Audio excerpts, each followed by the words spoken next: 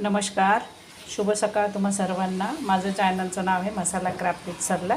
बघा, आपण शिमला मिरची फ्राय करतो आहे। छोटे छोटे शिमला मिरची बेसनमध्ये टाकून मी अशा कापून घेतल्या, त्यांच्या बिया काढून घेतल्या आणि मी असे बोटावर मीठ घेऊन त्यांना असं मध्ये लावून घेतलं। आता बघा, हे मीठ लावून घेतलं, सर्वांना लावून ठेवलेलं आहे मी, फक्त तुम्हाला एक दाखवायला ठेवलं। आता बेसन पीठ घेतले, त्यात मी काय काय टाकते ते बघा।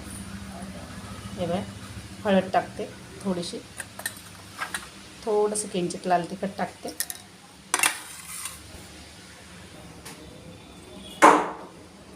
थोडासा सोडा टाकते, खायचा सोडा। हे बघा, थोडासा सोडा टाकते, थोडीशी धना पावडर टाकते आणि मीठ टाकते।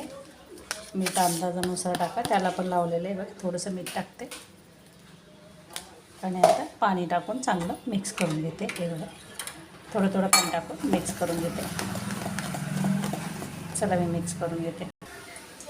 हे बघा, मी असं पीठ भिजून घेतलं असं, आणि आता त्याच्यात आपण एक एक एक एक टाकणार आहे। हे बघा, असं फक्त बेसनमध्ये असं डिप करायचं आणि असं करून काढून घ्यायचं। असं तव्यावर टाकायचं। तव्यावर थोडंसं तेल टाकलं आहे मी, जास्त नाही। हे बघा, अशा टाकायच्या एक एक करून। मी 3 मिरच्या घेतल्या होत्या, आम्ही 3 लोक, एका एकाला 2-2 तुकडे।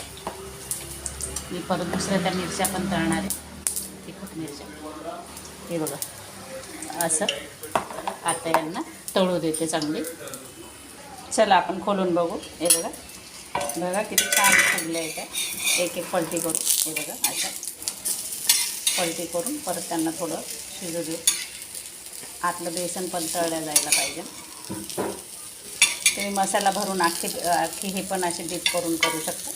हे बघा, किती थोडंसं तेल टाकलं होतं, अजून थोडंसं टाकते मी, मध्ये ते बेसन तळल्या जायला पाहिजे म्हणून।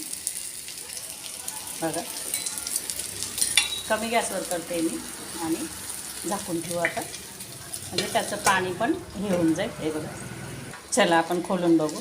हे बघा, किती छान तळून झाले आपल्या मिरच्या। बघा, पलटी करून बघू। हे बघा, हां बघा, छान झाल्या। आता काय करायचं, तुम्हाला वाटलं त्यात असं पाणी पाणी दिसतं आहे, तर काय करायचं, थोडंसं असं पकडून असं दाबून द्यायचं, म्हणजे त्यातलं सगळं पाणी घेऊन जातं। बघा, मी दाबून घेते सर्व। हे बघा, असं चुरचुर आवाज येतं ना, असं थोडंसं दाबून घ्यायचं।